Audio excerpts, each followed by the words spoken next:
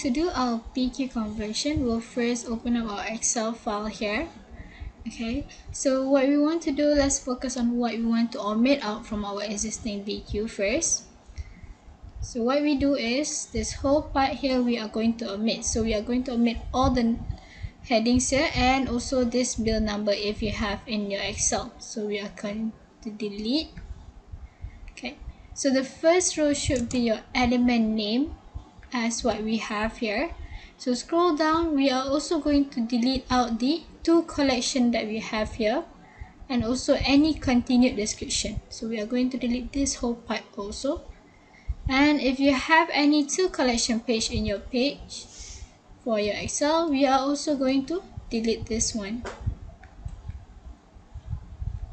Okay, so apart from that, we are going to make sure that all your cells here are unmerged. Do not have any merged cells, because if you have any merged cells, it might cause any errors at the description. So apart from that, do make sure between different items as what we have here and also different headings. For example, let's focus on this whole part here. Between C and this heading, you should have a blank space in between. Different heading here also, you should have a blank space between the headings and the item. So make sure you have a blank space in between all different items. For example, D and E here, there should be a blank space. It can be one blank space or even multiple blank space, as long as there's a blank space for the system to detect it's a separate item. If your description ranges across different rows as such, it's still fine. As long as there is no blank space in between, the system will still detect it as one item, right? And apart from that, if you have multiple elements in your Excel file, do make sure to take note on one Excel file is one bill.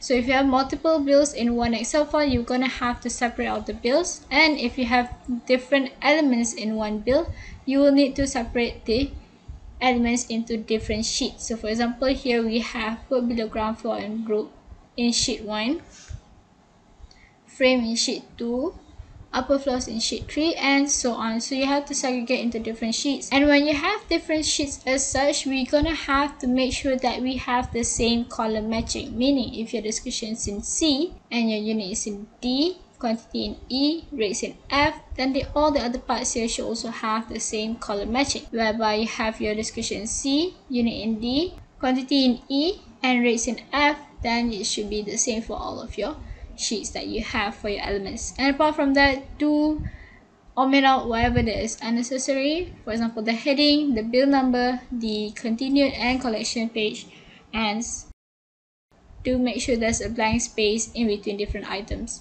right?